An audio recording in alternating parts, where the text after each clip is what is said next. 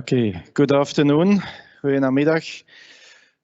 Welcome to this final session of inaugural lectures of the Department of Earth and Environmental Sciences. We already had two series of lectures in March, where we presented to you 4 new colleagues within the department, within the divisions of Geography and Tourism on the one hand and Geology on the other hand. And today we will finish off this series with 3 other colleagues who have started in the last, over the last year, in fact. Within the Division of Geography and Tourism, Christian Schwarz and Matthias Vanmaercke, and also within the Division of Soil and Water Management, Gobin. We will kick off with Christian, and Christian started in October and has also a rather special position in the sense that he is part-time affiliated with the Department of Earth and Environmental Sciences, but also part-time with the Department of Civil Engineering. And this is a so-called strategic mandate, a special type of new professorships, which was established 2 years ago with the aim to develop new synergies between the different departments in the group of science, engineering, and technology. And more specifically, Christian has been hired on a profile titled Eco-hydro-morphodynamics with the aim to bridge the different disciplines of ecology, hydrology, hydraulics, and geomorphology with a strong focus on aquatic ecosystems and more specifically rivers, estuaries, and coastal environments. And Christian has a long history in this topic. He studied performed his PhD in Nijmegen, also held a postdoc at the University of Antwerp, working also in tidal areas, then had some professorships in Utrecht and Delaware University, and so now he's here in Leuven. And we are very curious to learn more about the research that he's planning here in both departments. And Christian, the floor is yours.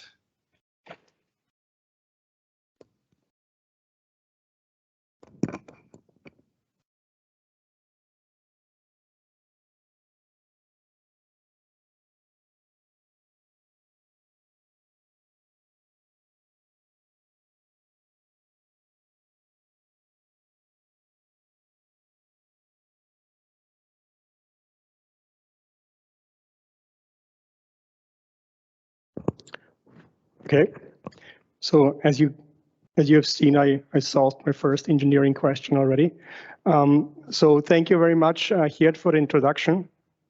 And as Geert already said, I'm 50% at the Department of Earth and Environmental Sciences and 50% at the Department of Civil Engineering. And throughout my lecture, I'm trying to convince you that this kind of knowledge or this kind of profile is also necessary to solve this kind of what we call hydro-geomorphodynamic interactions.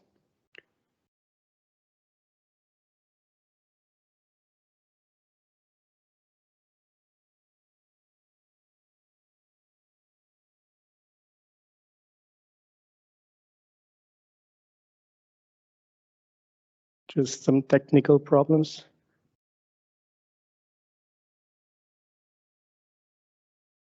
Wie ze dat?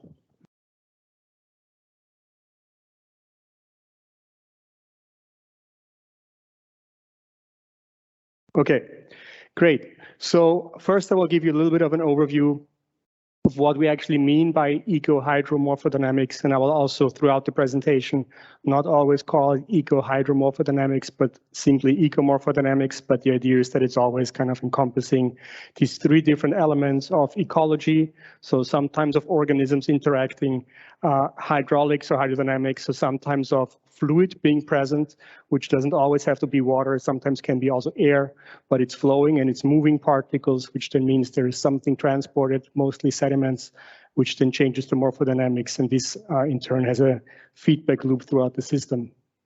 Then I will give you some examples of recent advances I have been doing with my colleagues on eco-morphodynamics, and then I will focus more what my group will be focusing and working on here at KU Leuven in the coming years. Yeah, so what are eco-morphodynamic landscapes? And as here Ratner already said, it is focused on aquatic environments. I would even go further. It's more around aquatic and semi-aquatic environments. And mainly these feedbacks or these processes which shape these feedbacks are important in what we call harsh environments. So there is an interaction between some kind of geomorphic flow, and I have 3 examples here, which are also the main areas I'm working on, such as rivers, dunes, and coastal wetlands. And there is always an interaction with geomorphic flows, for example, in rivers with water, which limits the amount of organisms which can settle there and which make part of the habitat actually inhabitable for organisms. So for example, in rivers, if you look at the inside of the channel, there's of course nothing growing there, but then we have some point bars or some bars in the channel where let's say, relatively speaking, the stress is reduced to some level and organisms can start to colonize. There's a similar story if we look in coastal dune systems, where you also have the transport of sand, a lot of wind is there. This is a very hot environment, a very nutrient-poor environment. Also there, we have some areas, which you can see on this in this center of this parabolic dunes, which then prograde in this direction. You have some environments which then are less harsh for the organisms, so they can start to establish, and it's similar to wetlands, where you also have, for example, here the mudflat, where inundation, so the amount of water reaching the area every time and the amount of salt reaching it is low enough so that organisms can establish, whereas on the adjacent mudflat or in the centralized channels, they cannot. So one main characteristic is that the environments are harsh. The second main characteristic, because there is this very dynamic environment, the movement of sediments and the movement of fluids such as water and wind. The main characteristic of the environment itself, for example, the landscape structure of how the river looks like, how the wetland looks like, how the dune system looks like, is due to the interactions of the organisms being there. And this can be just because they're present, or this can be because they are exerting some kind of functions within the environment, which then changes the geomorphologic processes and then structures the habitat. So this is in a nutshell of what we call eco-morphodynamic landscapes, harsh environments where the organisms have a very important function in shaping the habitat. So this sounds like a very specific habitat, and the next question I would ask myself is, yeah, but how important is this, or where is this even existing around the planet? And this is a global map, as you can see already, with the continents, which shows actually the majority of free-flowing rivers around the Earth. And you can see already there that if we talk about these eco-morphodynamic landscapes, and in this respect, the river landscapes, that the rivers are actually almost everywhere around the planet, except maybe in some deserty zones. Oh, yeah. In some deserty zones around the equator or in the northern parts of the planet. What you also see there, and this is also an important subject of what I'm working on, is the different colors of the rivers actually show the connectivity of rivers and how well they are kind of connected with each other and how well they are also, for example, disconnected by dams or by human interventions. And what we see there, if you look at the redder lines, that a lot of these rivers are actually influenced by human interactions and therefore reducing the connectivity. And this is also a big factor of a lot of these geomorphodynamic landscapes, is that they're not only important in respect to landscape development, but also a lot of human settlements, for example, around the coast or at rivers, are actually also located at these areas because there is either availability of water or, in respect to rivers, availability of nutrients and other services these habitats provide, which I will talk about later a little more. So this is the overview of river systems. If we go further into the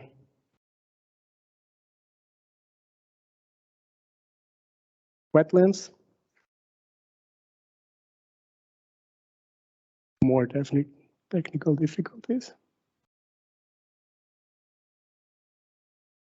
Sorry for that.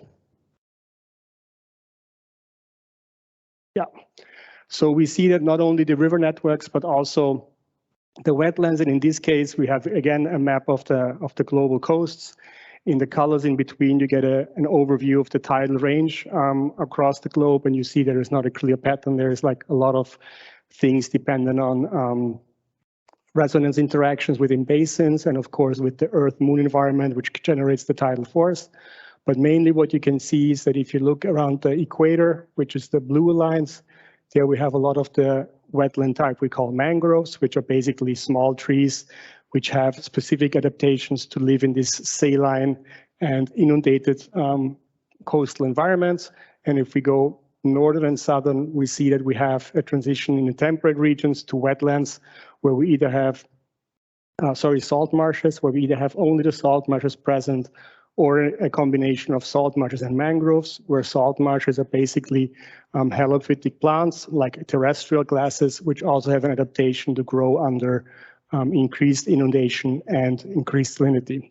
And we see that these habitats are actually not that uncommon and are pretty ubiquitous all around the Earth.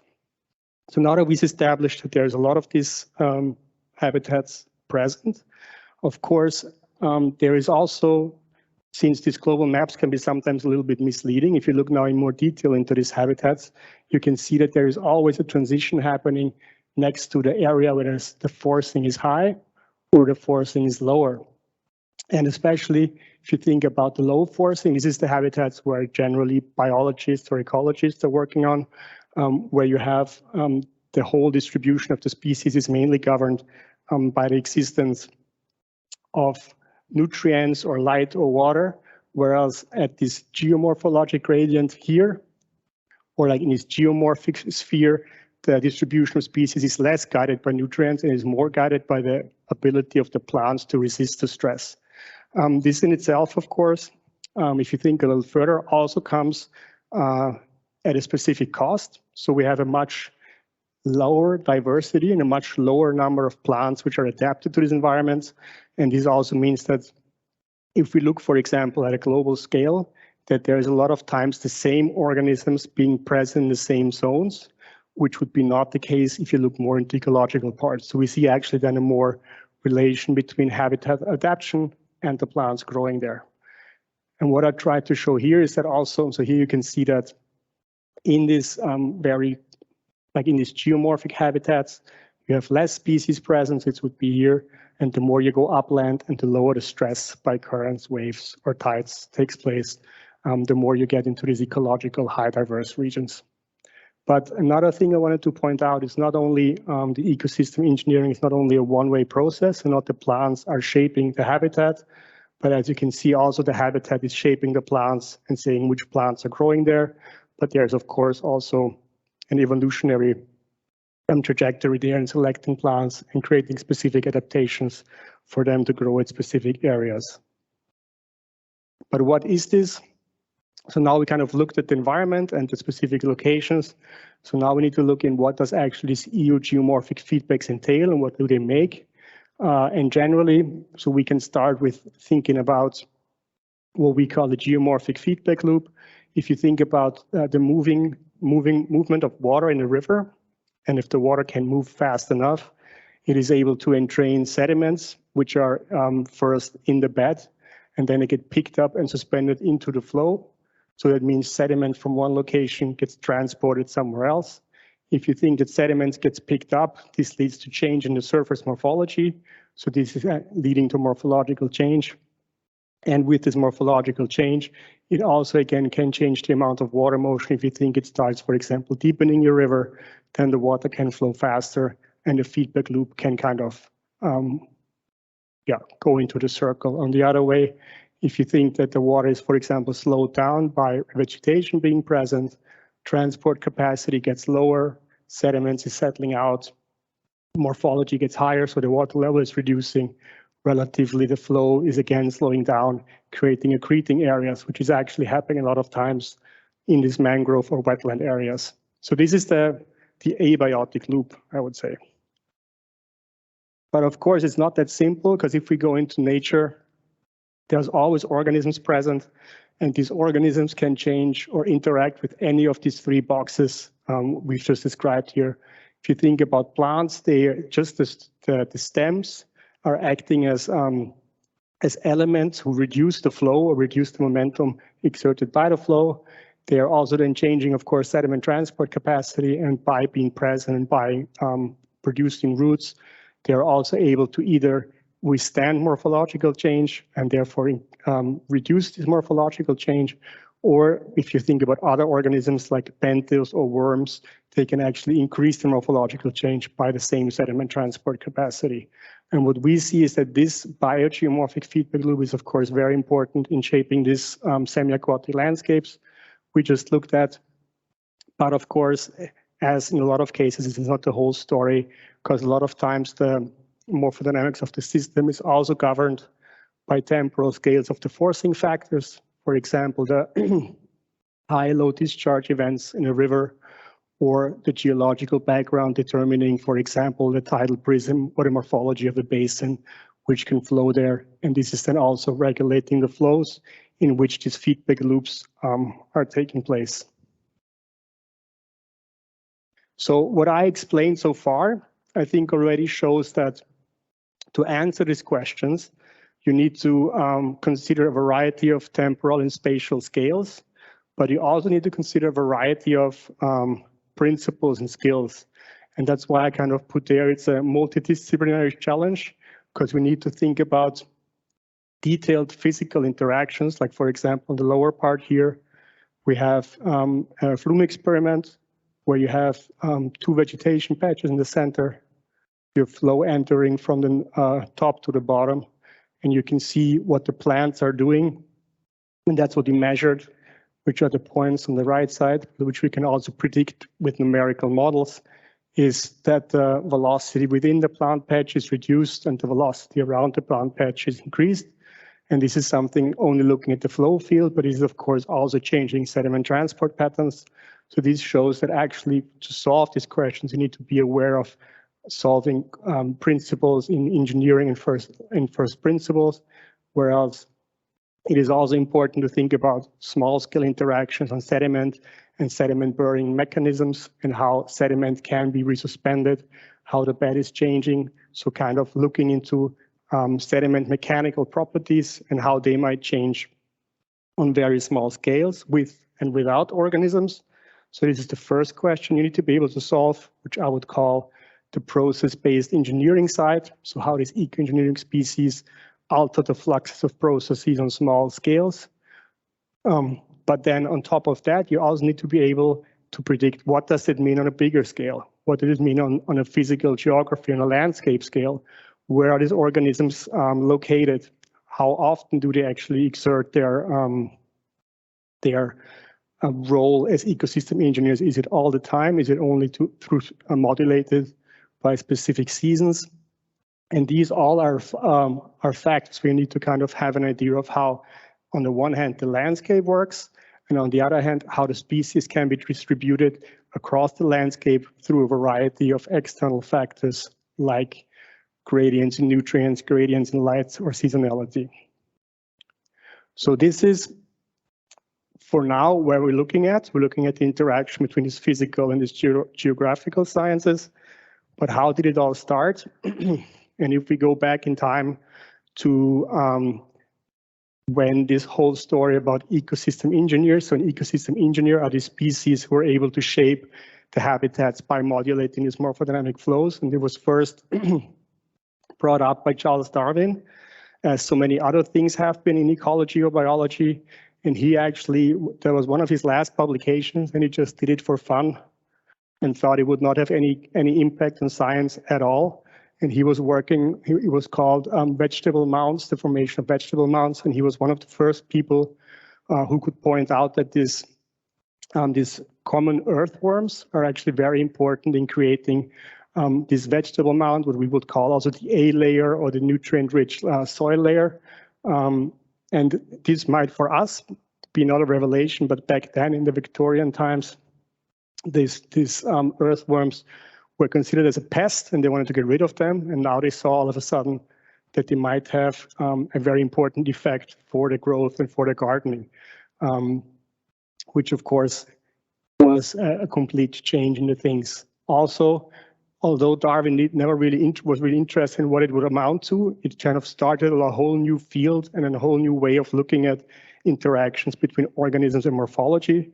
And if we go not back into human time, but more into Earth history, we can also see that this bioturbation is actually something we just start to understand as humans, but which have been present on the planet already for the last 500 million years. So there is some studies which show that at the Cambrian explosion, about 542 million years ago, there was actually a big change in the ocean floor from a floor dominated by algal mats and biofilms, which then become dominated by bioturbating organisms. And this is linked to some evolutionary adaptation and the creation of different structures in these organisms, so they can have these different skeletons, which first start to be an arms race to kind of defend themselves, but then were used for other purposes like digging and also exploiting the organic rich sediment in the floor. And that this actually also had a big effect on evolutionary trajectories on Earth. But we don't have to go as far back as 542 million years ago. We can also go back more close in the border between the Silurian and the Devonian, where you have the evolution of the first rooted land plants. And if you then look in the geological record, you can also see that previously the river systems were mostly dominated by what we call a braided pattern. So this is actually a pattern where you have these small bars in the middle, but not really stabilized banks on the side. But as soon as you get the evolution of sufficient rooting depth and therefore sufficient cohesion of the bed structure, we can see in the record the emergence of meandering rivers, which is something like we see very apparent now on the Earth's surface. And this was also confirmed by experiments that actually this evolvement of these geomorphological features like these meander bands is strongly linked to the evolution of vegetation and therefore to these eco-morphodynamic processes shaping the landscape.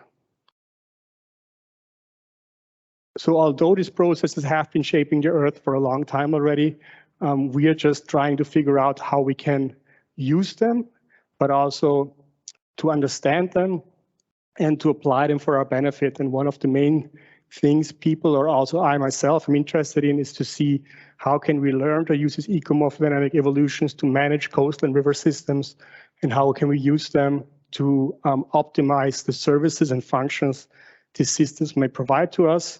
And one of the services is, for example, storage of carbon, but it could be also water cleaning or storm reduction and coastal protection. So this was a little bit of a background of eco-morphodynamics, and now I'll give you a short overview of recent advances. I will talk about a lot of my work on wetland systems like salt marshes and mangroves, and then give you a short overview of dune systems. And dune systems are mainly sandy beach systems located at the coast. And then I will give an overview of the research agenda I'm already working on here in Karl Löwen. So this is an interesting picture, and this is more to show that there is always different ways to look at things. So if I would talk to an ecologist, for example, and he would look into a wetland, he would see food webs and different kinds of organisms who interact with each other and exchange nitrogen or phosphorus or carbon. Or he would look at different habitats and see, yeah, this is where this species is growing. If I look at a wetland, I actually see what you see in the back here. I see very interesting patterns. I see landscape formating channels, and I see how these gradients might actually be the cause to create different food webs or create different habitats. So to kind of look at the organisms in the background who are then able to structure in the landscape. And for that, one of the experiments and one of the studies we did is we looked at different plant species growing in these wetlands and looked at different life history traits from perennial plants who can actually overwinter in their roots and then grow again laterally and also grow from seeds. But the main difference from the annual plants who have a very big seed production but cannot grow laterally is that they have a very slow seed production. So that means that these perennial plants are actually dominated by growing in clonal shape, which is different evolutionary strategy, whereas the annual plants mainly recruit from small seeds. And what we could see there is that this has a big effect in how they structure the landscape. And we also, of course, compared the different morphologies, since we talked already that there's an interaction between morphology and flow and sediment transport.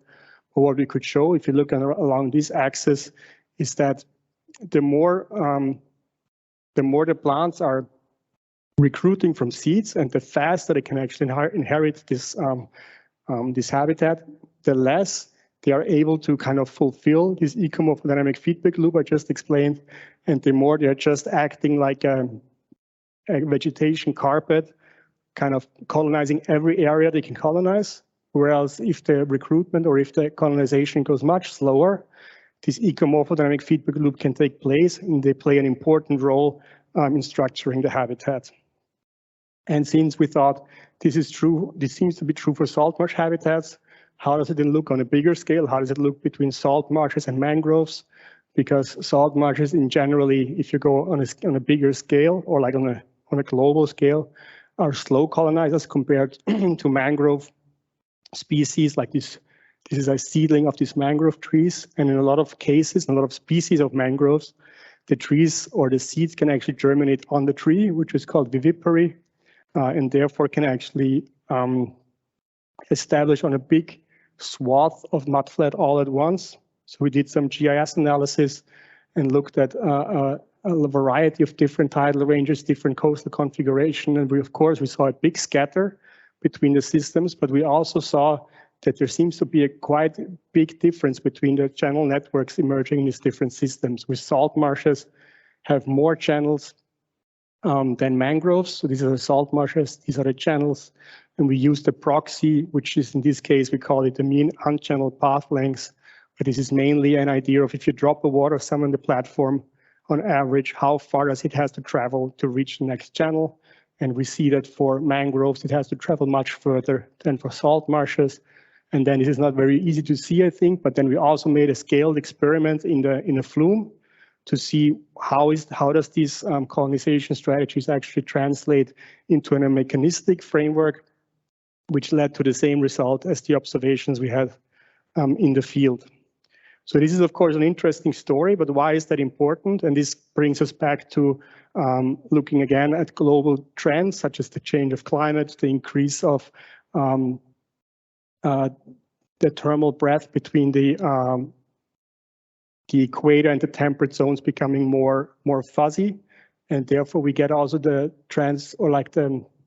transgression of mangrove species in now current salt marsh habitat, and therefore we get a lot of areas where salt marshes and mangrove can grow at the same time, which might have a big influence on how the channel system looks like. And if you have a big influence how the channel system looks like, this changes how the whole network and wetland behaves in respect to transport of the tidal wave, dampening of storm surges, redistribution of sediment, and also growing vertically and trapping sediments over sea level rise. So this was one of the factors we looked at. We also looked in what's the importance of colonization of humans and input of sediment, where we also saw that a lot of management actions in these coastal lagoons need to be informed by changing also the sediment available from the upstream areas. And this was an example where we did some modeling analysis in New Zealand. And another thing we looked into in this eco-morphodynamic landscapes is to look at the landscape development of beach dune systems. And also here, we don't have the transport of sediments by water, but it's aeolian transport by wind, which essentially picks up sediment grains and then transport it inland, where you have the vegetation growing and catching it, creating what we call the foredune or the primary dune ridge. And as you can see here in this model study, that the presence of vegetation is an important factor in making these dunes, and there the plants also have the potential to grow vertically if they get buried by sand. And the question we looked at here is how important are temporal factors, like we have dunes are growing in the time where there is no storms, because then the sand is input into the dune and the dune can actually grow vertically. However, in storms, and this is an example of the US East Coast during or after Hurricane Katrina, you get these huge washover fans which can erode complete areas of dunes. And then the question is, so how can the dune recover? How can the plants help the dune recover? And we did some measurements there, which showed that the sand trapping capacity of plants has a big impact on the distance from the dune, which is something we expected. But again, we also get these interactions between the landscape shape and sediment transport fluxes, where we see that if we look at the wind field offshore, that it is completely different than if we look at the wind field closer to the dune, where we get this reconfiguration to cross-shore transport at the dune foot and long-shore transport at the dune top, which then also changes how the landscape will develop. So this is what we looked at so far. In Kai Leuven, or at Kai Leuven, I will actually just continue in looking in the same manner, focusing on improving process-based knowledge and how we can understand how the processes interact, seeing how we can better apply them in nature-based solutions to kind of solidify our habitats. And for that, sometimes we will also need additional tools to kind of resolve the processes we want to investigate. And one of the things I'm working on, and there's actually already a student which will be starting on that soon, is to find out how organisms in the seabed, and what we see in the Belgian coast is that sediment fluxes are not very well predicted by numerical models yet. So what we saw is that we need to actually more investigate how organisms growing in the sediment bed might influence how much sediment gets resuspended or deposited. And this is already a study I did with a previous PhD student, where we looked at the redistribution of mud based on different sediments in the estuary and looked what it means on mud distribution. And we saw that depending on the species and where they grow, you either keep the mud upstream or it gets deposited more in the mouth area or in the point bar areas. Another thing is, of course, continuing to look at the plant flow interactions, but not only on wetlands, but also in river systems, since the interactions itself stay very similar, and look in how the stabilization of above ground plants, so reducing the flow, but also the stabilization of roots of the below ground biomass can change the morphodynamics of river systems and the emergence of point bars, or the small islands in the middle of the river systems. So I mainly talked about the vegetation and benthos, but of course there's also other organisms which are less assuming to be bio or ecosystem engineers, and one of them is plankton, which is basically algae in the water column. And we also see that, for example, in the Scheldt estuary, or also in the Belgian part of the North Sea, that the presence or absence of plankton has a big effect on small-scale sediment transport. In a nutshell, because it makes sediment coagulate in different size of flocks, which then changes seasonal transport patterns, which we also don't understand correctly yet. And I did some pilot studies of that in the Delaware Bay, and we'll also continue on that here in the Kai Leuven. And of course, all that knowledge is important to understand and to mitigate how we can solve the riddle of how does climate change our coasts, and how we can better engineer our coasts for sustainable and also cost-effective management. And we call that nature-based solutions, where you can see, as for example here, if you have an estuary which is completely closed off by dikes and seawalls on the end, you get a different way of tidal propagation, which I will show in a second, than an estuary which is completely fringed by wetlands. And a good example of that is the German part of the North Sea, the Elbe, where you actually get a lot of reclamation of wetland sites over the last 50 years, which then led to an increase in tidal range upstream, because the tidal wave can, so we have reclamations and deepening of the fairway, which means the tidal wave can actually, without encountering any friction, propagate faster upstream, which then has a higher potential of flooding of the harbor or cities of Hamburg. So then the question was, how can we kind of learn from these scenarios and find better ways to manage estuaries and to manage how the estuaries store water. And then we have, for example, some model calculations we did for the disembankment. They're now taking out in the Scheldt estuary, the Hedwigsche Prosperpolder, and we looked in how will the vegetation development there, how much water will it store, and how can that actually contribute to coastal protection. And this is an example of how important or how wetlands or let's say natural wetlands behave differently from polders. So if you look at all these areas here and you look at the more red sites, which are the sites with higher elevations, then you see these are actually either the wetlands which are still existing or the wetlands which have been surrounded by dikes, the latest. And then the lower areas are the ones here in the purple areas or the red areas which have been already diked for a long time. So there's of course also an interaction between cutting them off from inundation. And then the question is what we need to do for future management. And there's different considerations how these should be taken into account. But of course, it's not only the question of wetland systems, also river systems might change. With recent studies show that the timing of the peak floods over the year will change, and therefore by timing of the peak floods will change, we might get into different biomasses of vegetation, which then might also change the amount of flooding. And one of the examples is potentially what we saw in the years before. And last but not least, to investigate that, we also would need to develop new ways to monitor things and also using up emerging technologies. And I put up this like red queen hypothesis. You need to run as hard as you can to stay on the same place. So to develop new methods and new methods to investigate or monitor our environments will be also crucial. It's also what I'm working on to actually manage and understand these eco-morphodynamic feedbacks in the future. Yeah, thanks for your attention.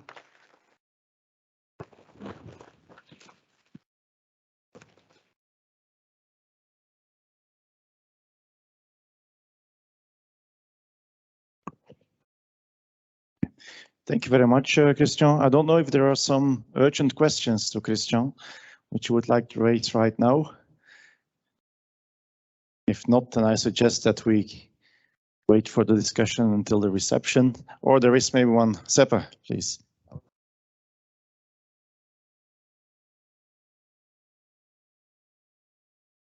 Thank you very much, Christian, for this very nice, interesting presentation. You seem to head with your research group in the low-lying river areas. And there you get, of course, the accumulation of all the effects of an enormous catchment upstream. And maybe if you want to have an whatever solution to measure floods or whatever happens in the lowlands, you may have a small thing to change in the upstream areas and multiply the effects and really reduce the investments you need in the lowlands. The example I'm thinking of are natural travertine dams, which are a typical example of your cup of tea, I think.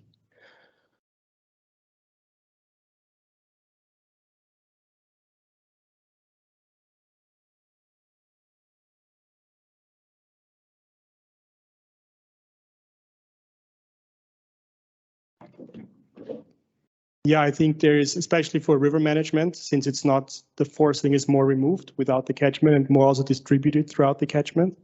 There might be, as you said, smaller measures to be taken in upstream regions to kind of solve problems you are investigating there. And we saw similar things when we looked into coastal development of basins, also are very driven by upstream environmental change, where we looked into settlement of Europeans in New Zealand and that the actually changes of forestry practices had a big effect on sediment distributed and species growing in the basins. Yeah, totally agree. Okay, thank you. I think it's time to move on to the next presentation of Professor Anne Gobin. Anne started also in October on a part-time professorship. She's also still active at Vito, where she's a project manager, working a lot with remote sensing products. And that's also an expertise that she is bringing to KU Leuven. Now, in the previous presentation, Christian already mentioned the importance of interactions, and that's also what Anne is doing, and focusing on interactions between soils, water, and biomass. And that is very crucial in environments which are not that dynamic anymore, like Christian was presenting, but who have been used for quite some time by humans to produce crops, but crops which may become endangered, or agricultural ecosystems which could become endangered because of changing climates. And especially water stress can become very important. And Anne will be working on what is called here hydropedology in a changing climate, focusing on how agroecosystems can be monitored and can be adjusted to better prepare, let's say, for the future climate. And she will combine different technologies like remote sensing, but also other kind of sensing techniques, and this on different spatial scales, still rooted in the field to some extent, but is also on larger regional scales using remote sensing. Now, what I forgot to mention is that Anne is also one of our alumni. She obtained her PhD here at KU Leuven in 2000 within, let's say, one of the predecessors of this department. I don't know exactly what the name was at the time, part of the Faculty of Bioengineering Science. But then she also took up a position as a postdoctoral researcher within the geography division. And it's since 2000, I think, that we met for the first time. So she worked on soil erosion modeling at the European scale.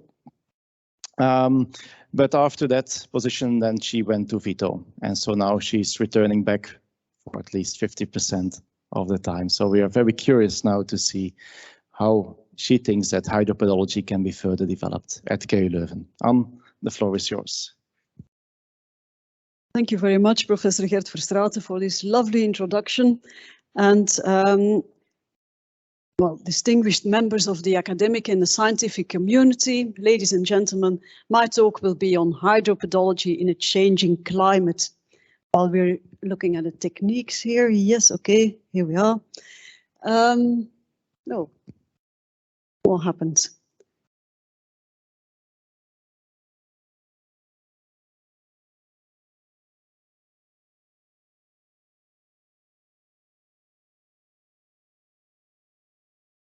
I don't see what you see.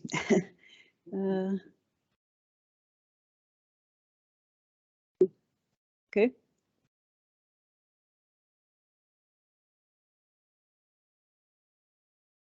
I want to move forward.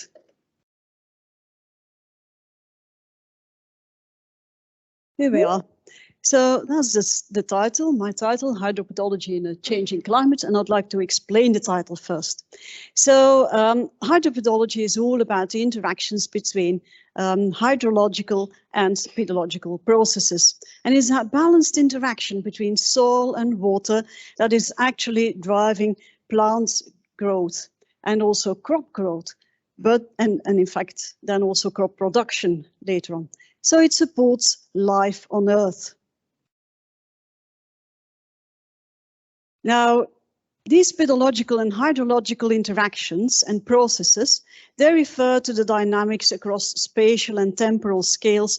And of course, you can see here these lovely soil profiles here in different colors. So it really is about, hydropedology is about this scale at the soil profile level, but also up to the field scale and up to the catchment scale.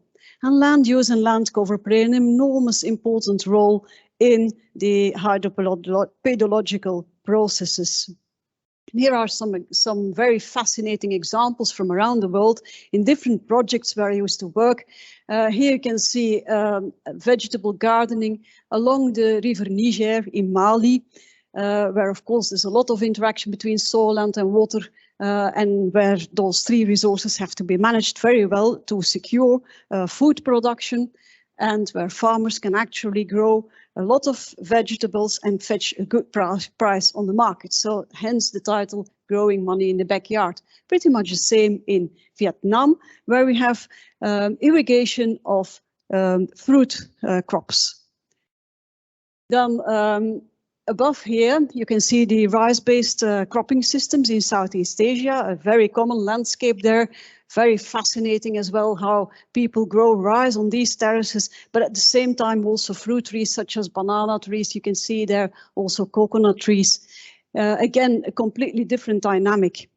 And then here we move to Nigeria, along the river, a village that takes up the water from the river and actually does vegetable gardening along that river as well. But you can see also the lush vegetation, again, completely different dynamics between soil, land and water management. So it plays really at the field to catchment scale and everything that is between it, and even at the global scale, as we will see later on. At the same time, in my title, there's also the changing climate. And those of you who know me better know that I'm very passionate about climate change and climate impacts on the agricultural production. Now, when we talk about climate change, we talk about the warming trends, as you can see in that figure here. All credit goes to Ed Hawkins there of the Met Office in the UK, who has established this global temperature change and these graphs of stripes. And you can actually go and visit his website, and for any place on Earth, you can produce that graph. And that's really quite interesting to do. So I would recommend you to visit that website of his. Now, it's not just about the trends in averages and the anomalies there, but it's also about extreme events. And extreme events and adverse weather conditions, they of course impact agricultural production. And we're often confronted with questions like, how often do these occur? And for that, we do extreme value distributions and analysis. This is an example of Vietnam, where we use peak over threshold methods to establish that. This is for Belgium, where we did that for rainfall during consecutive wet days, but we've also done that for dry periods as well, and for hot temperatures and so on. So we can do that at a station level, but also at the spatial scale. And of course, it's the return periods that are very interesting for the insurance sector as well. Now, when talking about climate change, we're also talking about greenhouse gas emissions, and particularly the concentration of carbon dioxide in the air, because that is very important, because as you all know, through the photosynthetic activity of plants, the plants can actually use the CO2. So that's something we also take into the equation and into our models when modeling the impact on agricultural crop production. I'd like to take you to back to Belgium, actually, where in 2008 we did a report for the Ministry of Agriculture here in Flanders, and actually with a lot of members of the Faculty of Bioscience Engineering. So 2008 was that. And we looked at, well, the question was actually, what is the impact of climate change on Flemish agriculture? So there we went. We retrieved all the scenario data, the time series projected for a future climate, and we established yields and yield changes. Now, that was way back in 2008, and for a worst case scenario projected for the year 2100, it really didn't look that well. But unfortunately and sadly enough, in 2018, those yields were already the reality. So hence the title, The Future is Now.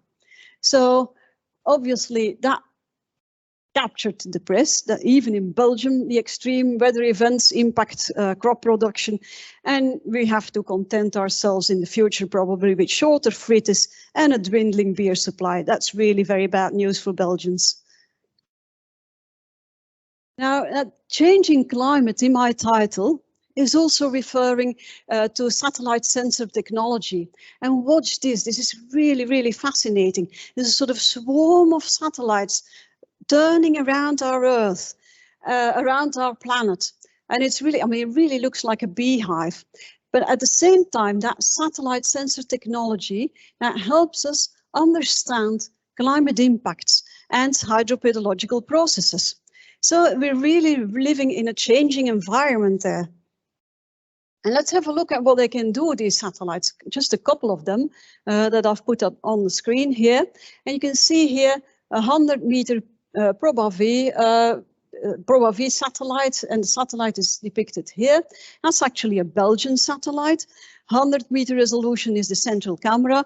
Most of the time we get a 300-meter resolution. That satellite is still in orbit, but it's dead. It doesn't it doesn't transfer any images anymore. So that's the recent satellite that died. Luckily, be replaced by Sentinel-2, and the Sentinel-2 is at 10-meter resolution, a much higher resolution, and you can see a lot sharper imagery here, and you can see a lot more detail in that same picture. At the same time, we're also looking at different satellites, not just multispectral, but also radar imagery, and that's what you can see here. And imagine what it would take if you can combine that satellite sensor technology and those data with in situ data, and that's what I've depicted here. So all these soil sensors in fields, they can actually be connected through what we call the Internet of Things. So again, there we're using telecom satellites to transfer those data, load them up into dashboards, and actually try to make sense of that huge amount of information. So what can we do with them? Let's go back to the Sentinel-2. That's actually one of my favorites. Why? Because it's really been a game changer in agricultural applications. Because it's very high resolution, 10 to 20 meters. It occurs, it has a 5 daily coverage.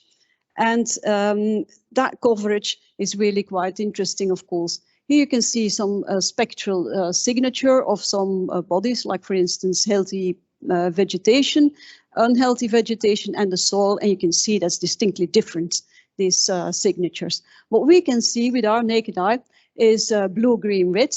We see vegetation green because you see here that sort of reflectance in that green. More interesting is, of course, infrared. Infrared has a much higher reflectancy when it comes to vegetation, and that's what you can see here. But unfortunately, we can't see that. But we can make the invisible visible with remote sensing. So here you can see that, and that is really, the vegetation growth can really be captured by satellite imagery. Of course, we go further. We don't just confine ourselves to infrared. We combine different bands, spectral bands, and we can through there look at the photosynthetic activity. And what is so interesting about these two pictures is that that is the sort of middle one is during a wet season, the photosynthetic activity of vegetation in a wet season. And on the edge here, you can see the brown spots. That is photosynthetic activity in a dry season of the same area. So you can see those differences, and that's really very exciting, of course. So let's have a look at how I'm going to incorporate that into the research on hydropedology in a changing climate here at the KU Leuven. Now, we do know that there is a high demand for biomass. Biomass for food, feed, fiber, fuel, biofuel then, and that is continuously increasing. Increasing because, of course, our population is increasing. And at the same time, with our population increase is also decrease, of course, in the available land per person. And that's what you can see here in that figure. So from 0.5 hectare per person in the 1950s to a projected 0.17 hectares per person in the future of 2050. So with that pressure there, and that sort of pressure for biomass, the question, of course, arises, where should that come from? Where should the biomass come from? Well, actually, the majority should come from agricultural land. And that in itself, of course, puts pressure on the current soil, land and water resources. Now, what you can see here on that map, and that's a map made by Tillman, he has, what you can see, in fact, is the agricultural land and then also the crop use. So quite a lot for food, of course, a bit more than half, but quite a lot also for feed and increasingly so for biofuel now. So next question is then, what are our options? Because that agricultural land is, of course, limited, and we've done some global land evaluation studies, and really it's not really an option to expand that agricultural land. So what is the other option? Well, look at the yields, look at the agricultural yield. And again, by Tillman and his team, we can see here the low crop yields in very dark colors and the high crop yields in very light colors. Now, This is very much a desktop calculation, of course, but if we would be able to improve the nutrient and the water supplies in those areas with low crop yields, we would be able to increase the world or the global food production with 58%. So that's really quite interesting. But that, of course, requires that we are very, very good with resources use efficiency. That's what it means. At the same time, well, it's not just soil, land and water resources that we have to look into, and we did that with a consortium, a European consortium, looking at these yield gaps due to water limitation, but yield gaps also due to nutrient limitation. That's something you can do with modeling exercises. If you are confident enough in your model, you will be able to establish some some figures there. At the same time, another very interesting study that we did was look at the crop resources, so varieties and variety trials. So with a huge consortium, and that was really very exciting. We looked at the varieties of wheat across Europe and all these trials over very, very many decades.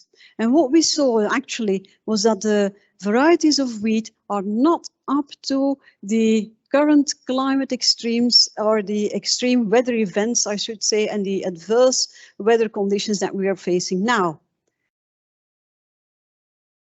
So, hence, the hypothesis for my research is that these climate risks, they're actually the drivers for innovation in agroecosystems.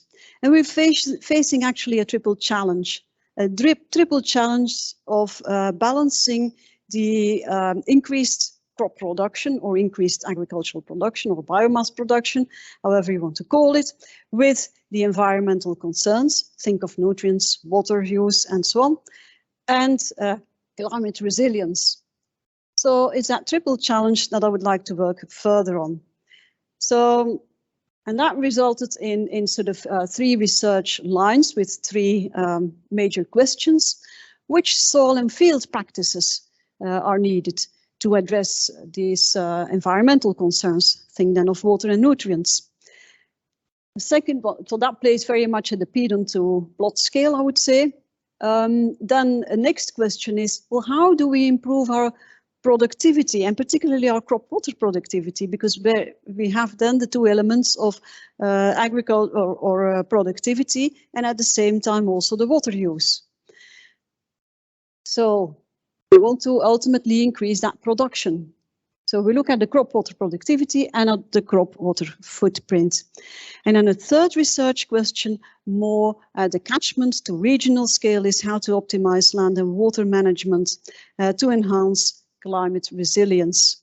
So let's have a look at that first question. Which soil and field practices are needed to address the environmental concerns? And these relate to some of the courses that I'm teaching here, Applied Soil Science, Major Soils of the World here, and the integrated project on agro and ecosystems. So I'm taking you now to Spain, and with the European consortium, we looked at irrigated fields. So that's the region of Albacete in Spain. And we took a great many number of soil samples here, also some proximal sensing behind the tractor sensors to scan the soil. And of course, the remote sensing. The remote sensing we used for deriving the vegetation indicators. And what we came up with was that combination of proximal and remote sensing, proximal sensing where we had information of the soil, and remote sensing where we had information above ground of the crop. Now that actually improved the interpolation that was needed to delineate management zones for variable rate, nutrient and water applications. So that's very much related to precision agriculture here. Now I'm taking you to farmers' fields, and in farmers' fields, a great number, a lot more than in the previous example. We've followed quite a number of farmers' fields and did some in situ measurements with soil sensors, weather stations here, that's the GeoBus here, and we also followed canopy cover. And actually that canopy cover and that progression of canopy cover helped us improve the water balance. simulations. So we could more accurately simulate the water balance and also make sure that we understood how much water was needed to have a healthy crop. At the same time, that links very much to satellite remote sensing, of course, because that same cover is actually an interesting biophysical variable that we can derive from satellite remote sensing. And we were able to establish a nice curve.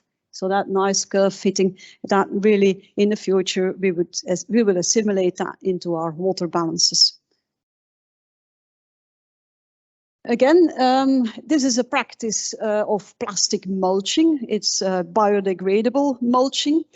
And the practice is actually, well, it's quite common in horticultural practices.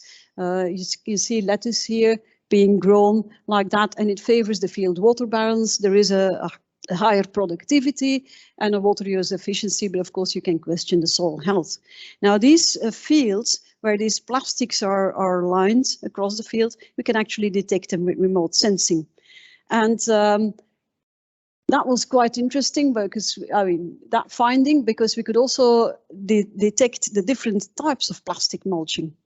And at the same time, of course, what we were originally after was the bare soil. And that's something we would like to take further on, because that bare soil signatures, they can offer us some insight in what the soil characteristics are. And that's something that we're working on now. We have a multi-annual database where we can link, and we've started to link that to soil and field practices, as you can see here. And then very lately, and that was news of this week, we got an article accepted, and where we looked at soil surface properties in Vietnam, and more particularly into soil salinity. And we could actually, in the infrared, we could see, in the thermal infrared, we could see some signals that are that hint towards that soil salinity. So that was very exciting as well. Now, a second research line is how to improve the crop water productivity and the water footprint to increase production. Again, that links to these courses that I'm teaching. And what we can see, you remember the multispectral information that we got? Well, for a field, for instance, here, we can use the time series of that field, and this is a potato field, followed in 2017, where Sentinel-2 derived vegetation indicator gives us an idea of the photosynthetic activity. And you see, the greener the area here, the more that activity is. And if we put that here into a time series, then you can nicely follow that curve throughout the cropping season and throughout the crop development. So from there, we can actually derive the crop development. Now, that was important as a finding, and that got us going. Actually, initially, it got us going on the ProbaV, where we at a much lower resolution were able to establish nice curves for different crops. I've listed here winter wheat, maize, and potato. And now with Sentinel, with the Sentinel-2 imagery at a much higher resolution, we can do a better job. Now that is very important, that job for data-driven crop models. And those data-driven crop models, well, the first finding is that we can do that for very many different arable crops, provided that the fields are large enough to get the signal. Those models are very crop specific because, of course, the development is each and every time different. And the other finding is that extremes are not so well captured.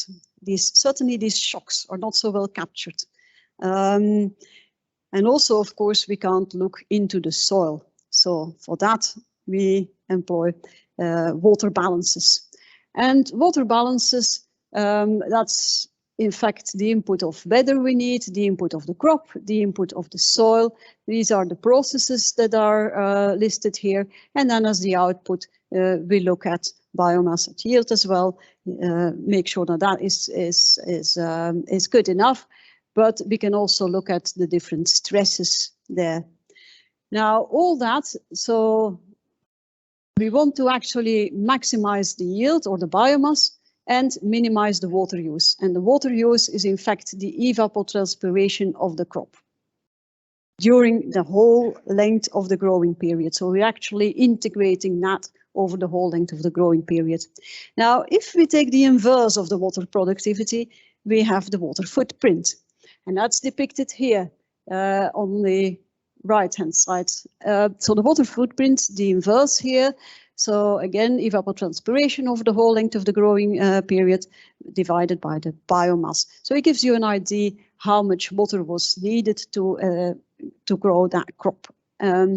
What we can see also is there is a divide between the green and the blue water. The green water refers to the rainfall needed. The blue water refers to the irrigation water from surface water or from groundwater.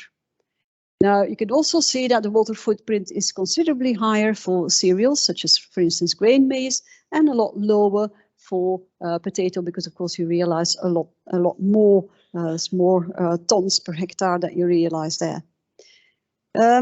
Very interesting about that water footprint is, and now I'm taking you here to the lower half of the slide. Very interesting of that water footprint is that it also enables you to establish the pressure that a certain area exerts on another area across the globe. Because if we produce a crop in a certain area and we consume it in another area, that area of consumption actually exerts pressure on the area of production. That's very important because actually we're transporting virtual water across the world. And that's an important concept, of course, to create awareness as well. So what we want to do is we want to optimize productivity now and under climate change. We have the tools to do so. We look at biomass and water use. For the water productivity, it's biomass over water use. We want to maximize the biomass and minimize the water use. Similar for the water footprint, of course. And then the third line that I'm proposing is how to optimize land and water management to enhance climate resilience.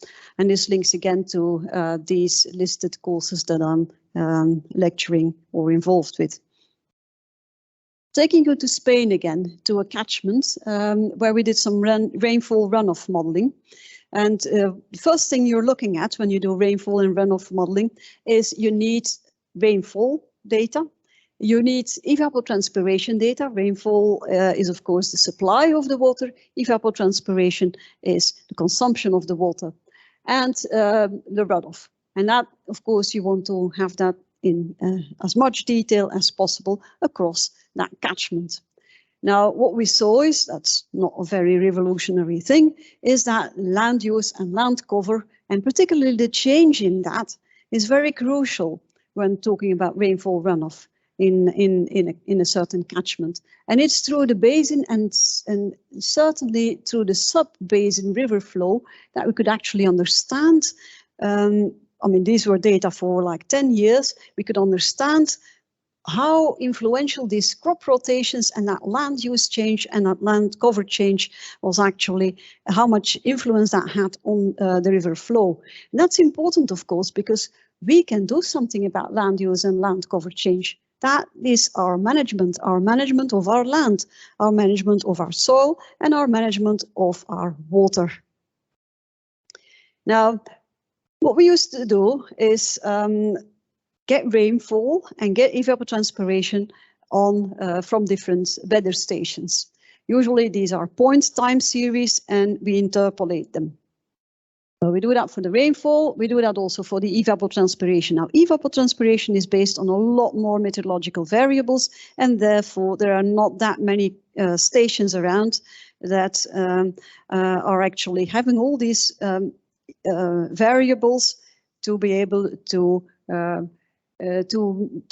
have good data on the evapotranspiration. Now, satellite imagery to the rescue, you would say. Well, yes and no. At least by looking at thermal imagery, we can improve our understanding of the spatial patterns, certainly of derived land surface temperature. And again, further derived from that and based on models, we can also look at actual evapotranspiration. What is very important is that we improve our knowledge on the spatial distribution of the evapotranspiration.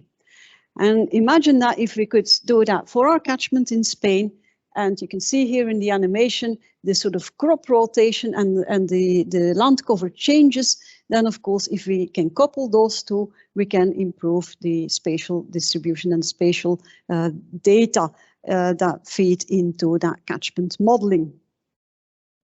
And as a last story, I would like to take you to Vietnam again, where we are in the Binh Thuan province, where there is a very steep gradient from a very wet moisture regime in the mountains to a very, very dry moisture regime, even desertified area along the coast. Now, what people do is, you can already see it on the map of the water resources there. People try to capture that water behind dams in reservoirs. And that water is, of course, feeding the downstream villages with water for irrigation, but also water for drinking and for household use, and also for hydropower. So there's very many different users there. And but let's focus on the agricultural water use. We see here rice fields. Because of the irrigation, farmers can grow 3 crops of rice per year. But rice is very, very water consuming. So they looked into different other crops. So what different options do they have? And they looked at this dragon fruit tree that actually provides a lot of revenue, because in fact that fruit is exported as well. But at this very moment, it of course needs irrigation as well. It's expanding so much, and people are actually converting their paddy fields into fruit, into orchards of this dragon fruit. And so the question arises, how much water is there, and how much carrying capacity do we have of that soil, the land and water to be able to produce the dragon fruit, and at the same time also sustain the staple food crop of rice. So I hope with this lecture that I've managed to convince you that from a triple challenge in hydropedology in a changing climate, and that triple challenge was all about increased production with balancing that with environmental concerns, think of water and nutrients, and with as well balancing that with climate resilience. From that triple challenge, we can move to a triple opportunity owing to all these technological advances that we have at hand, and that help us understand the hydropedology in a changing climate a lot better. And you can see here the satellite sensors, also the Internet of Things, and all the machine learning models combined with the process-based models. So with this, I would like to thank you very much for joining me in this lecture. And I also like to thank all my co-authors and all my mentors, and some of whom are here in the hall. Thank you very much.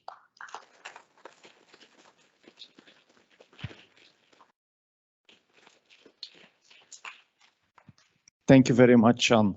Are there some questions for Anne? I think they're all waiting. So I suggest that we move on with the final inaugural lecture of Matthias Vanmaercke. Matthias also studied at KU Leuven, studied geography, also obtained his PhD in geography in 2012, if I'm not mistaken, Matthias. So 10 years ago. He then had a postdoctoral position at the FWO and became a professor at the University of Liège in 2016. And then 1st of October 2021, he changed that position and came to Leuven to further work on geomorphic processes at different scales.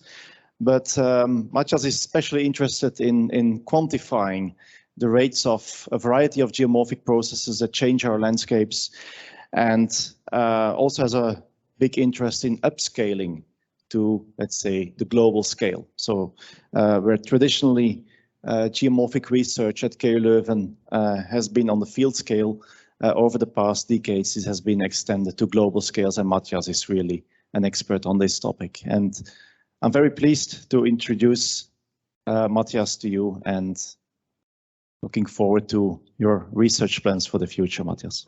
Okay, thank you. You will do the other one. Okay, does this work? Not yet.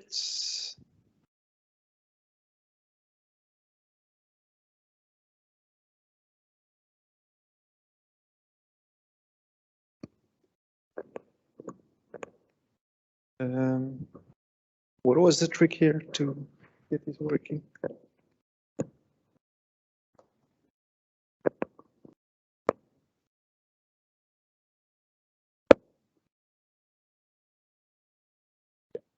Okay, I think we can start. So thank you all for coming and for being here.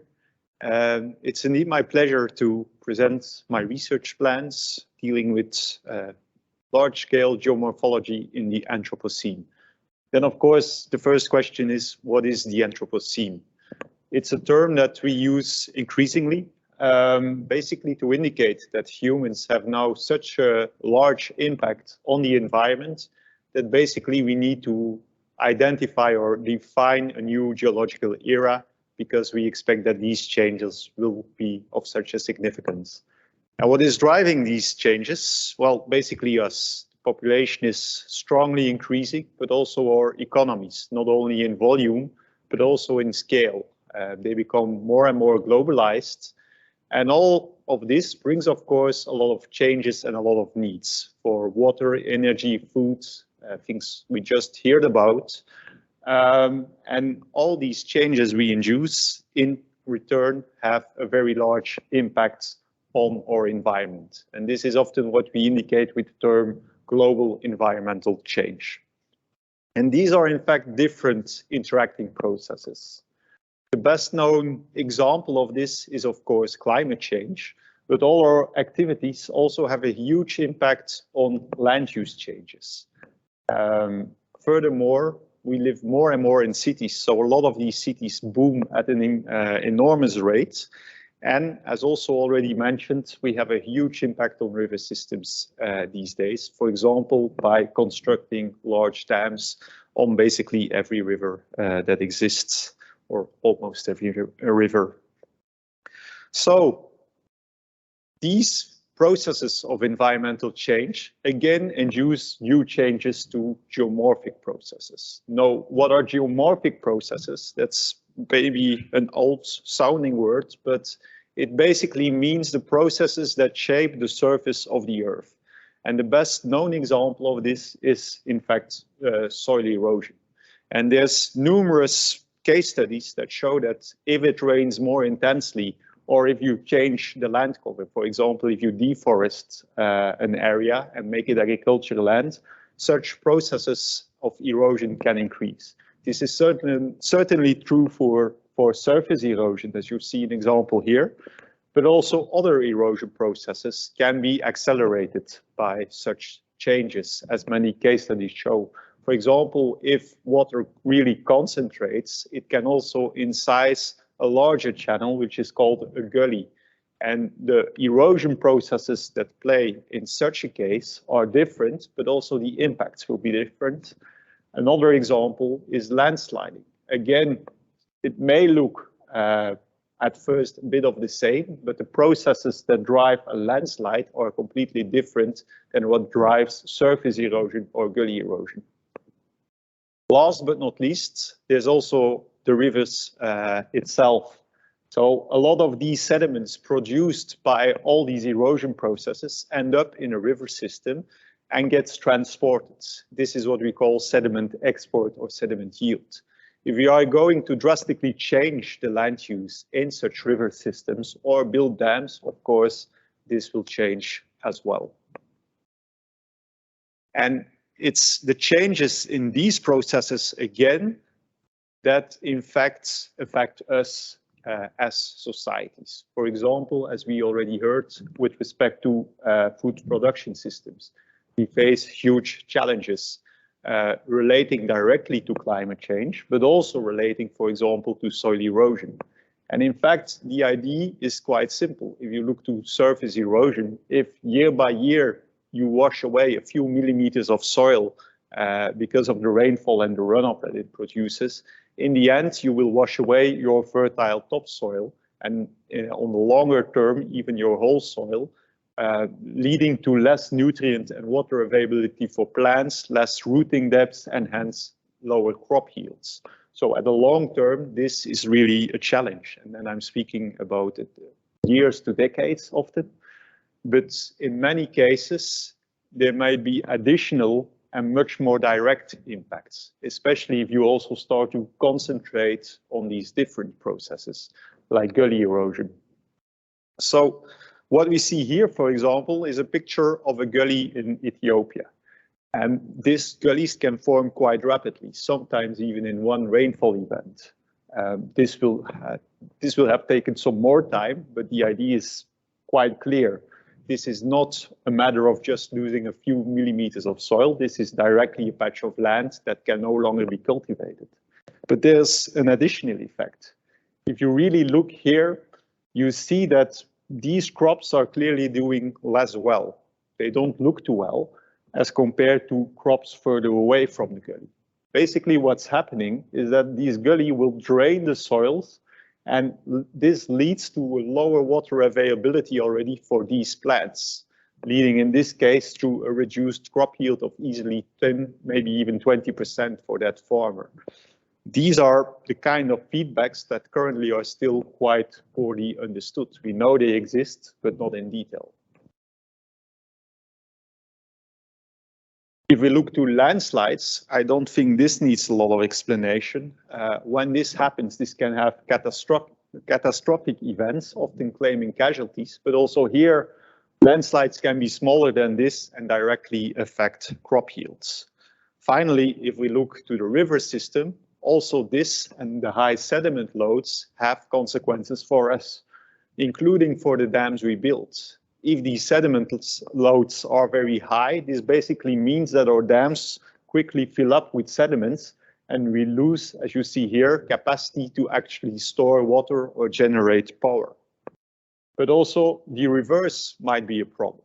Suppose we build too many dams or on the wrong places and these river systems no longer transport enough sediments. This basically means we will aggravate problems like coastal erosion and the erosion of deltas. Given that a lot of cities, for example here for the Nile, are built on these fertile deltas close to the coast, this can pose huge challenges with respect to, for example, flooding risks. These challenges that we face are in fact especially severe in what we can call the global south. And there's many reasons for that. The first one is, of course, the projections in terms of population. At the moment, there's about 1.2 billion people living in Africa. By the end of this century, this will be 4.2 billion. So this already indicates a huge need for additional land, as was just explained. But also our foods and our food consumption patterns drastically change. An increasing number of products that we consume are produced elsewhere. And a lot of these needs, as was also already mentioned with the virtual water, are filled in now by countries in the global south. So especially there, we face a lot of challenges. One of the mechanisms how this happens now is, of course, land use changes. And in many cases, this still means in the global south, deforestation or other conversions from natural land to agricultural land. And as you will already have understood, it's especially such changes that can have huge impacts on our surface erosion processes. As this study showed, for example, by comparing land use changes between 2001 and 2012 and coupling this to a model that simulates such surface erosion, they estimated how much more soil erosion is going on due to these land use changes. As you see, it's especially in sub-Saharan Africa and in general the global south that drastic increases in such soil erosion are taking place. So, of course, as scientists, we try to look for solutions, but this requires thorough scientific insights. And it's here that a lot of research gaps still exist. A first one is that in fact we already have a lot of knowledge of what is going on, but most of these studies are still case studies, focusing on either one catchment or a specific area. Moreover, most of these studies have in fact been conducted in the global north, either Europe or Northern America. There are some studies that have already been conducted, of course, also in Africa and elsewhere. But an additional problem is that although we have some measurements on what is going on with these erosion processes, often these data risk getting lost because they are already quite old, not easily accessible, etc., etc. So, of course, we don't need only case studies. What we try to do is to build models building on such data that can generate a global picture, as you see here, once again, for surface erosion.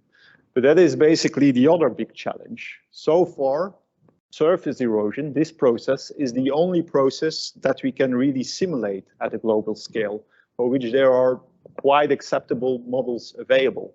When we look to the other processes like gully erosion, landsliding, and sediment transport, our state of knowledge is clearly far less advanced. And as a result of this, of course, this also means that these various impacts, and there are many more than the ones I already mentioned, these societal impacts remain still very difficult to quantify and to assess, especially at a larger scale. We can say that certain farmers in Ethiopia lose a significant amount of their crops to, for example, gully erosion, or that a farmer in Uganda risks losing 20% of his income due to landslide. But how important these things are at a global scale or even at a regional scale, these are things we don't know. Likewise, we don't know how this actually will evolve in the future, since we lack the models to predict this. And linked to that, we also, as a consequence, do not always know what is the best strategy to prevent and mitigate things like soil erosion. Look, for example, to this picture here, again in Ethiopia, where you see that they have been implementing already a lot of soil and water conservation measures. All these stripes are in fact stone bunds or small terraces aiming to prevent soil erosion and let as much as possible the rainwater infiltrate in the soil. Often this works quite well, but if you have a closer look here in white, you see that things have happened. These, let's say, polygons are in fact landslides that were most likely triggered by, in fact, too much water in the soil.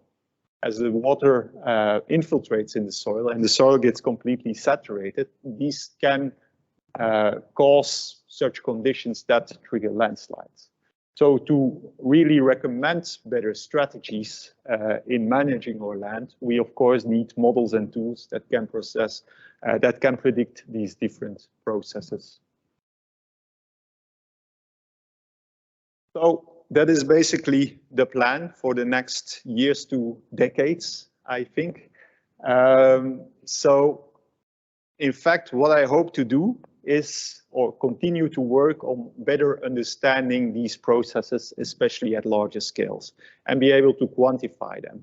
Tell how much gully erosion is taking place where, and what are in fact the main hotspots. Same holds for landslides and sediment exports, but also how sensitive they actually are to these processes of global environmental change.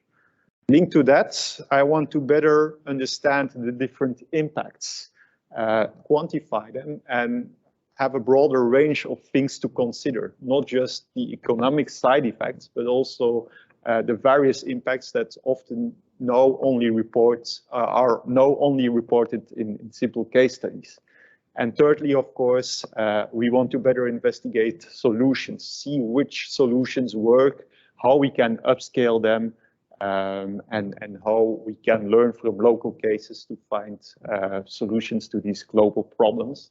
And of course, this whole program closely ties to, in fact, the Sustainable Development Goals as proposed by the United Nations, as well as various other initiatives. So how will we do this? basically, we will base ourselves on 3 interacting strategies. As said, data collection is in fact still a basic but very essential part of our work. What we plan to do is integrate existing legacy data, but also analyze them in innovative ways, do meta-analysis with them, as well as build models with such data sets, as well as new data sets that we construct, building, for example, on new remote sensing tools. But apart from this, also fieldwork remains an essential part of the work, simply because some things you cannot measure with satellites, some things have never been measured before, at least not in some areas. So you need data collection, but we also believe that it's important to stay in touch with reality. There's only so much you can learn from data and models. So to really appreciate what goes on, you need to go in the field as well, of course. Luckily, I'm not alone in all this, and I already have a very nice team working on different aspects of this.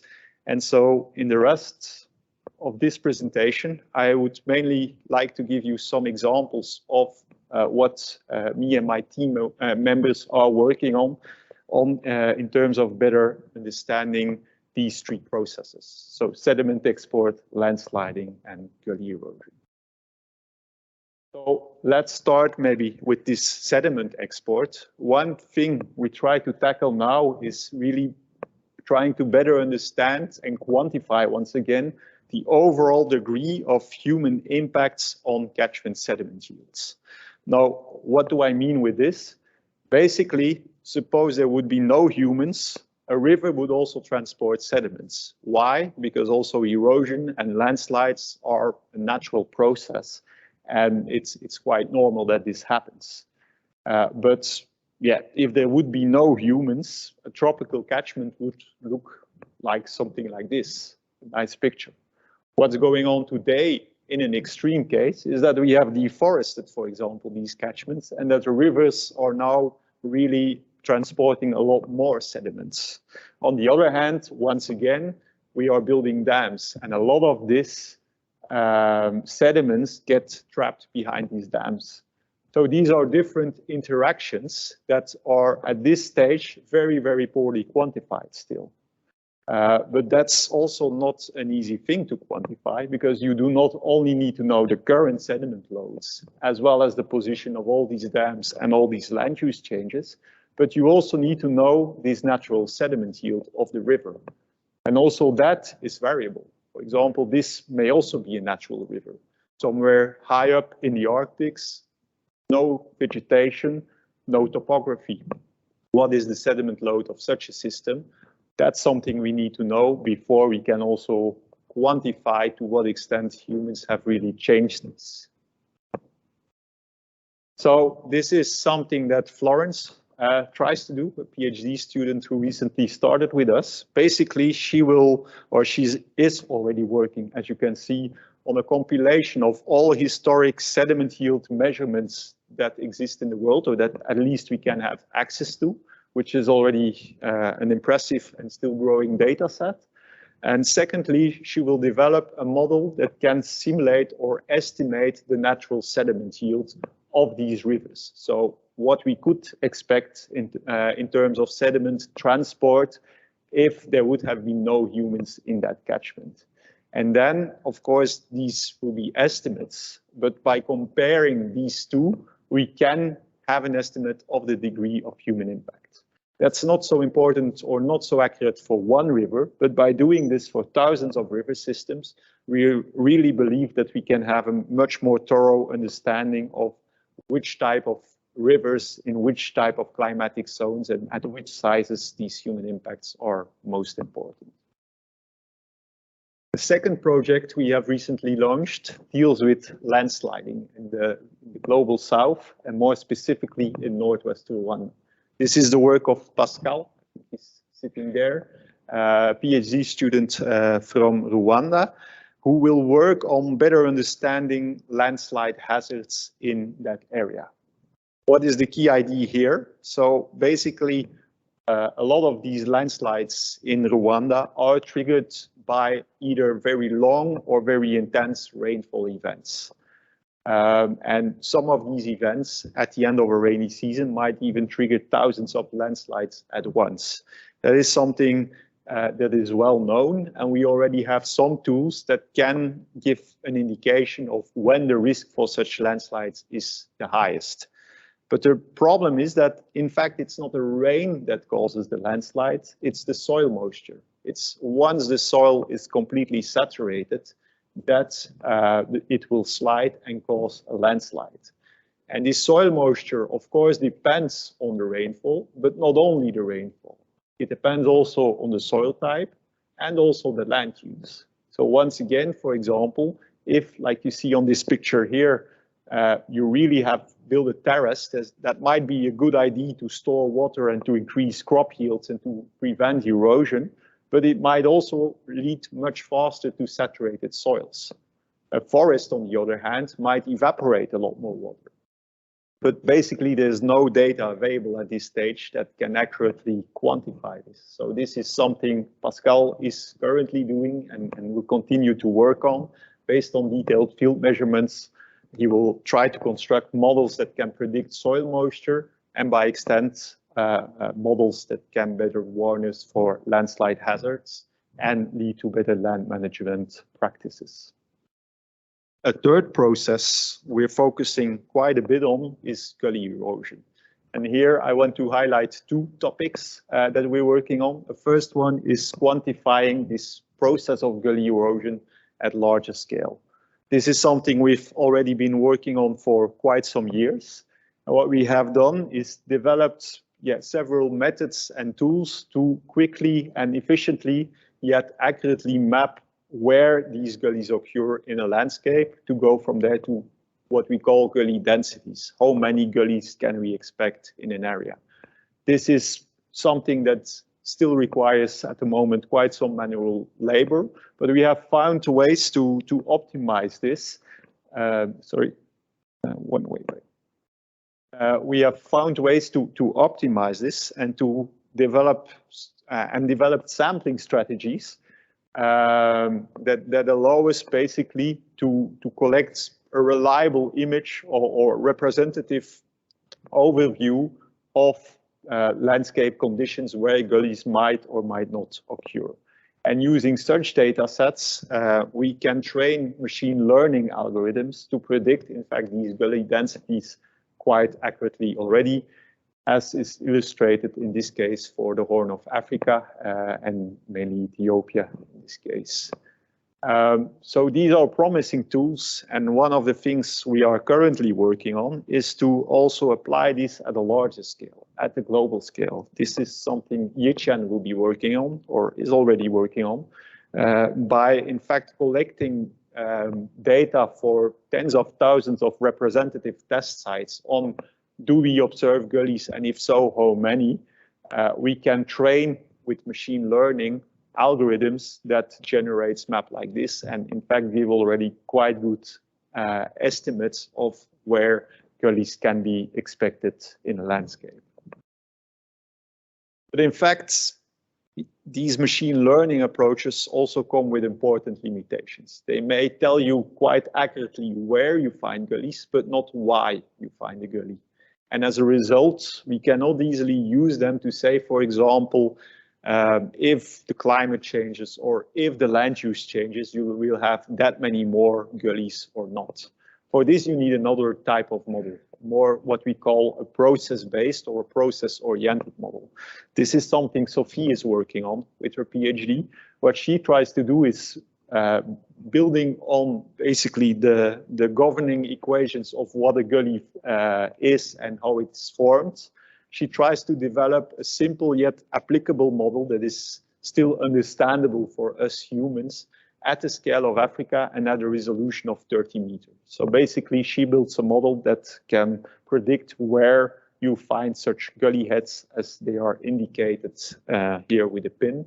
And in fact, we have already moved quite nicely in that regard. This seems to be working quite well. A last topic I want to focus on is urban gullies. And in fact, this is a new kind of phenomenon that hitherto received very little research attention. What is an urban gully? Basically, the name says it all. It's a gully formed in an urban environment. That may sound a bit strange or something you have never heard of. And in fact, you're certainly not alone in that regard. It's a very understudied and underestimated problem, but becoming an important geohydrological hazard in especially the global south. What is the problem? Well, in many tropical areas like Congo, the climate is quite severe in terms of rainfall intensities, but under forests or natural land use, this does not necessarily cause a lot of erosion.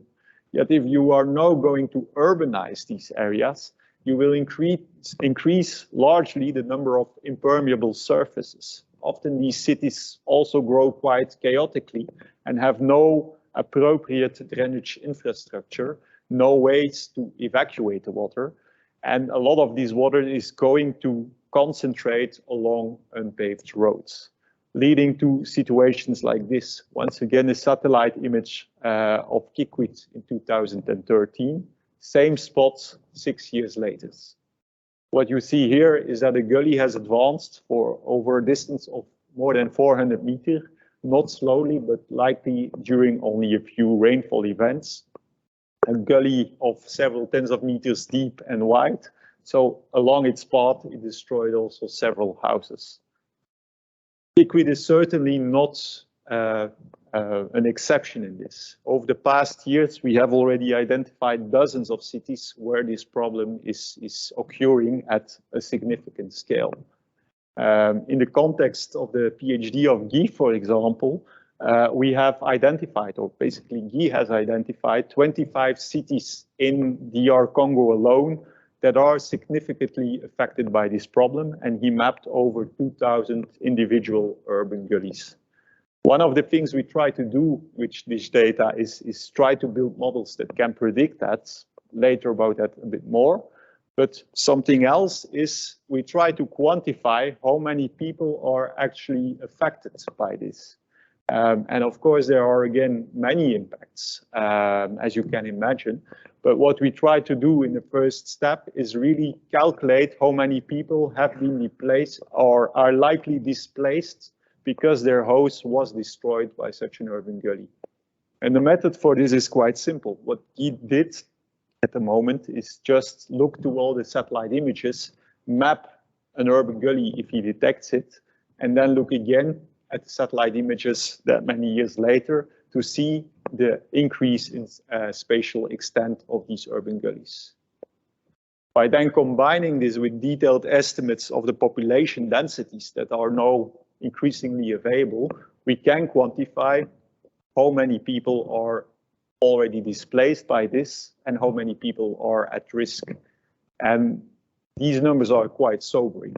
In Congo alone, we estimate that at least 5,000 people per year are displaced because they lose their house due to the expansion of such urban gullies. And around 1.5 million people live basically less than 100 meters away from such gully and are therefore at risk or even at great risk because they are in the expansion zone of such urban gully. What's even more worrying is the increase. So in 2010, this was about half as compared to 2020. So this is a rapidly rising problem and one that is likely to become worse in the near future. So at the moment, for example, there are around 500 million people living in African cities. By 2050, this will be 1.5 billion people, so 3 times more. In addition, there's of course climate change, and we basically expect that almost everywhere in the world, rainfall intensity will increase with 10 to 15%. For the tropical regions, that's still quite uncertain, but a likely scenario. What we know from earlier research is that it's especially this rainfall intensity that is the main driver of gully expansion. So even if nothing else changes, these gullies could easily double or triple their expansion rate due to climate change alone. So this is something that we try to tackle with, in this case, the PhD research of Elise that will start soon. What she will try to do is basically build a model that can predict, based on all the cases that we have already identified, where urban gullies might form in future to be urbanized areas, as well as how these gullies would expand. This to better quantify not only for Congo, but for the whole of Africa, the scale of this problem, but also to use such a model in scenario analysis and really try to predict how climate change will have an effect on this, but especially also how urban expansion might further influence this. Because of course, not all places are as sensitive as the other. And if we can predict beforehand which areas are really sensitive to this problem, this might help evading a lot of these problems as well, of course, and proper management plans can be designed. It's also important to notice that a lot of initiatives already exist to stabilize such urban gullies. This, for example, is a picture from Bujimai, where BTC, so the Belgian Technical Corporation, has stabilized an urban gully really by reinforcing the channel, but also building terraces or converting the slopes to terraces and planting vegetation on that. This can work quite well, but it costs several millions of euros. And of course, given that there are thousands of gullies, that's not a possibility for all of them. Most of the gullies in Kinshasa are not treated this way. And in fact, it's the local population, which is often already very poor, that tries to stabilize it, often with things like sandbags and bamboo sticks, or even just plastic sheets and car tire, or even worse, just municipal waste that they dump in the gully as they believe or hope that this will reinforce the wall somewhat and slow down the retreats. This, of course, to us already seems a bad idea, but some of these initiatives also show promise. For example, here, where people have dug an infiltration pit on their own parcel in order to prevent that the water that runs from their roof actually arrives at the gully. This is a more promising strategy. If people indeed implement this, and if we can foresee better drainage infrastructure, this might really help avoiding the problem. So this is something Erik tries to investigate in his PhD by really evaluating the measures that have already been installed and trying to assess how effective they were so we can make better recommendations to prevent and control such urban gullies, taking into account the difficult context in which they form. Okay, so to conclude, I think we live in somewhat challenging times, and this might be a bit gloomy, or this may look a bit gloomy if I talk here about climate change and population booming, etc. But I also think we live in exciting times, and that is a lot of reasons for hope and even optimism. And to illustrate this, I want to have a look again at this map, which shows the increases in surface erosion in the global south due to all these land use changes. But it also shows that in many other countries, including Belgium, but also China, India, etc., soil erosion has already strongly decreased. And in fact, we are doing better now than at the beginning of this millennia. And this is even more clear if you account in the model also for the soil and water conservation measures that have already been implemented. So I think soil erosion is definitely a problem that can be controlled if we understand it correctly. The same holds for food. It's clear that we face huge challenges in terms of food security. But if you look to the situation 40 to 50 years ago, it was still much worse. Now, about half of people suffer from hunger as compared to the 1970s. And the same holds also for natural disasters. So this is a graph that shows the number of people that has died due to such natural disasters since the 1920s up until now, more or less, due to droughts, landslide, floods, all these kind of things. So despite the huge population increase we have already seen and the climate change that is ongoing, around 10 times less people die because of such natural hazards as compared to a century ago. And I think these are clearly encouraging signs, and that scientific research played a huge role in this. And this is, of course, something I hope to further contribute to in the next years. Finally, I'd like to thank you. Thank you to my colleagues and my mentors also for the many pleasant years of collaboration and for welcoming me here once again at the department. Thank you to my PhD students who basically do all the work. Thank you also to my family and my friends and my partner for all the supports recently, but also already over the past decades. So without them, I would definitely not be standing here. And thank you all for coming and listening.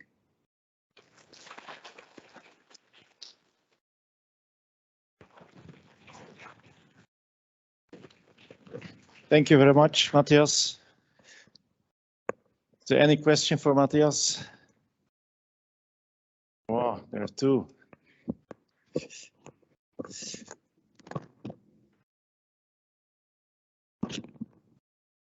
Matthias, what a very nice story. If I look at the map of Congo where you are studying these gullies in towns, it looks as though they are lying on arenasols from the Kalahari sands.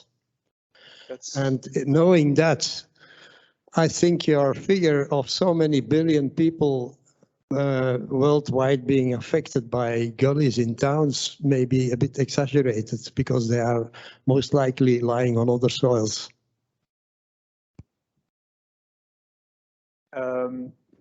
Yeah, in terms of soils, you're absolutely right. Although not completely, though, there are also already in other contexts, for example, Bukavu, also on clay soils, we find urban gullies. But most of them indeed on sandy soils. Also in Nigeria, it's mainly sandy soils. The figure I showed, that's just a projection of the population living in cities. Of course, not a population that will really be affected by this problem. That will be evidently much less. How much less, that's something we don't know, and that's something we try to predict in the first place. But to know that, you need to know where these gullies can actually form and where these cities will expand to. That's the goal indeed. Yeah, I don't have so much knowledge about the subject, so my question is less intelligent, I would say. But it appeared to me that you showed the map of Europe twice with the soil erosion between 2001 and 2012, if I'm not mistaken. And I was actually looking at Sweden and Finland, and both of them seem to have quite a lot of soil erosion. Not much knowledge about these countries, but I thought there was a lot of forest, so I'm wondering why? It's a good question. The map I showed is not the actual soil erosion, but the change in soil erosion. So there is some deforestation, and that was expressed as a percentage. So you're absolutely right. It's not a huge amount, although not negligible for Sweden and Finland, and Norway is already a bit more. But it's a change in the soil erosion, and deforestation is taking place there. So it is, yeah, increasing still slightly, but not the main problem over there.